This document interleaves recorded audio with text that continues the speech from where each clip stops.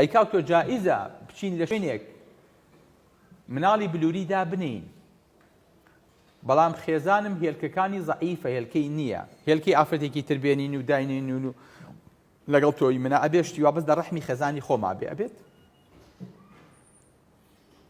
نخێر نابێ. ئەی حەلم چییە؟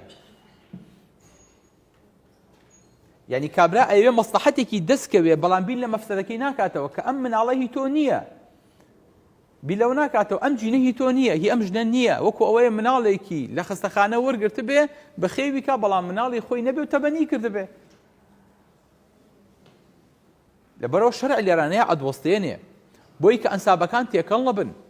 بۆی خوای گەورە فەرمێ ئودعوهم لآبائهم، مناڵ جایز نییە حتا ناوی بخەیتە سەر ناوی خۆت ئەبێ بە ناوی باوکی و بانگی کەیت بۆی کە ئەنسابەکان نەفەوتێ.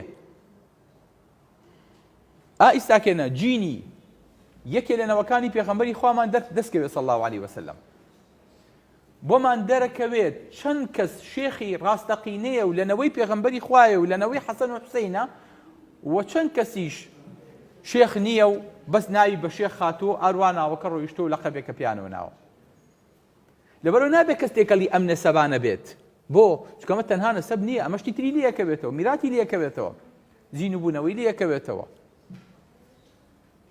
ژن و ژنخوازی و تێکەڵاوەتی و زەواجی لێیەکەوێتەوە. تۆ پیاوێک لە ڕای خوایە تۆوی داناوە تەبەڕوعی کردووە لە شوێنێکا دایناوە، ژنێ پیاوەکەی تۆوی نییە چییە؟ تۆوێکی هاتێ. ژنێکی تیژ ئەڵێ وەڵا حەزەکەم بەڵام منیش حەزەکەم ئەو پیاوە ئەڵێم پیاوێکی ماشاڵڵا پیاوێکی زۆر زیرەک بووە، زۆر قۆز بوو، زۆر هین بووە، وەڵامیش حەزەکەم تۆوێکی ئەوم بنێ. ئەو مناڵ نەخوشک و بران باوەجان، ئەگەر ئەم دەرگایە بەڕەڵاتی بۆ خەڵک ئەزانی چی فۆزایەک ڕوەدا،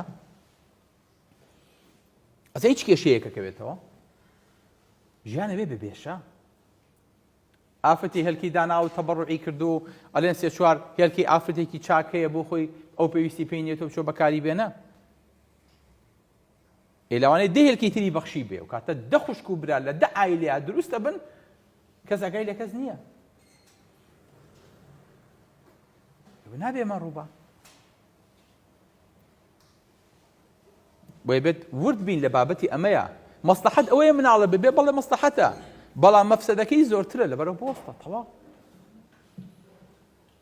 درء المفاسد أولى من جلب المنافع.